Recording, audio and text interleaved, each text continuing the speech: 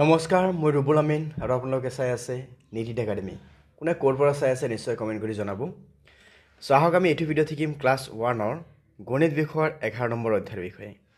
ইয়াতে কি কৈছে যে বাৰে বাৰে যোগ যে মইনাই গছপুলি ৰুই খুব ভাল পায়। তাই মুঠতে কেইজোপা গছপুলি নতুনকৈ ৰুলে চোৱাচোন। মাইনাই কি কৰিছে, এটাকৈ গছপুলি 3টা ঠাইত ৰুইছে। তাৰমানে এটাকে 3টা ঠাইত। চ' 1 + 1 + 1 তাৰমানে 3। একক 3বাৰ যোগ কৰি কিমান হ'ব? 3 হ'ব। মাইনাই মুঠতে 3জোপা গছপুলি ৰুলে। ডাক্তৰ ঘৰে কৈছে যে কল খালে গাত বল পায়, সেইকাৰণে হোমেন, ডেভিড আৰু নাজমাই সদায় 2টাকৈ কল খায়। অ'কে, তেতিয়াহ'লে 3ও মিলি কেইটা কল খায়? তেতিয়াহ'লে 2টা + 2টা + 2টা 6টা কল খায়। 3বাৰ 2 যোগ কৰিলে কিমান হ'ব? 6 হ'ব। তাৰপিছত চোৱা কি আছে, ইয়াতে কি কৈছে যে ৰমলাই বজাৰৰ পৰা ঔটেঙা, কমলা আৰু আপেল কিনিলে। তাৰ প্ৰতিবিধ ফলৰ কেইটাকে কিনিলে চাওঁ আহা। 3টা এনেকৈ আছে। তো 3 + 3 + 3 + 3 এনেকৈ 5বাৰ 3 যোগ কৰিলে কিমান আহিব? 15 আহিব। 3টাকৈ 5বাৰ হ'লে কিমান আহিব? 15 আহিব।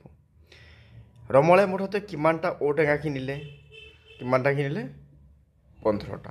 অ'কে, তাৰপিছত চোৱা এবাৰ কি আছে, 4টা 3 কেইটা হ'ল? 1 2 3 4 5 6 7 8 9 10 11 12।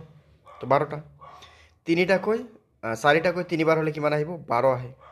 4টাকৈ 3বাৰ কিমান আহিব? 12 আহিব। ৰমলাই মুঠতে কিমানটা কমলা কিনিলে? 12টা কমলা কিনিলে।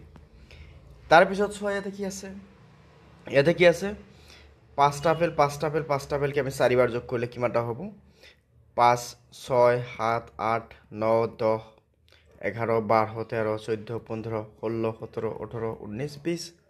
তো 20টা আপেল হৈ যাব। তাৰমানে 5টাকৈ 4বাৰ হ'লে কিমান আহিব? 20টা আহিব।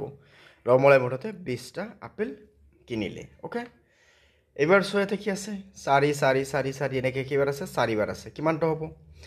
ইয়াতে চোৱা 1 2 3 4 5 6 7 8 9 10 11 12 13 14 15 16। তাৰমানে কেইটা আহিব? 16টা। তাৰমানে 4টাকৈ 4বাৰ হ'লে কিমান আহে? 16 আহে।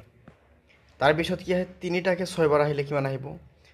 1 2 3 4 5 6 7 8 9 10 11 12 13 14 15 16 17 18। তাৰমানে কিমানটা আহিব? 18টা আহিব। ইয়াতে কেইটাকৈ আছে? 3টাকৈ আছে। 3টাকৈ কেইবাৰ আছে? 6বাৰ আছে। 18 হৈ যাব। 3টাকৈ 6বাৰ হ'লে কিমান আহিব? 18। এইবাৰ ইয়াতে কেইটাকৈ আছে? 3টাকৈ। 4টাকৈ আছে। ইয়াতে কেইটাত আছে? 4টাকৈ। 1 2 3 4 5টাত। 2টা 4 3টা 4 4টা 4 5টা 4। চ' এইবাৰ কাউণ্ট কৰি চোৱাচোন কেইটা আহে। 1 2 3 4 5 6 7 8 9 10 11 12 13 14 15 16 17 18 19 20। তো কেইটা আহিল আমাৰ? ইয়াতে 20ডাল পেঞ্চিল আহে। তাৰমানে 4টাকৈ 5বাৰ হ'লে কিমান আহিব? 20 আহিব। অ'কে, চ' এইবাৰ চাওঁ আমি মুঠ ছাত্ৰ ছাত্ৰীৰ সংখ্যা কিমান আছে ইয়াতে। চোৱাচোন মুঠ ছাত্ৰ ছাত্ৰীৰ সংখ্যা কিমান আছে।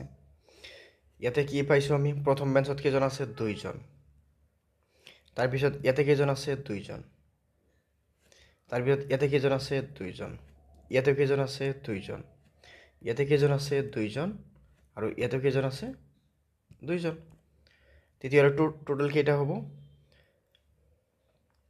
1 2 3 4 5 6 7 8 9 10 11 12। তেতিয়াহ'লে কিমানজন আহিব? 12জন। তাৰমানে 12গৰাকী ছাত্ৰ ছাত্ৰী আছে। অ'কে, চ' আমি এইখিনি পালোঁ। চ' পৰৱৰ্তী আমাৰ চেপ্টাৰ নাম্বাৰ যিটো 12 আছে, 12ত কি আছে? তথ্যৰ ব্যৱহাৰ। আমি পৰৱৰ্তী ভিডিঅ'ত আমি কি কৰিম? তথ্যৰ ব্যৱহাৰ আমি শিকিম। ধন্যবাদ।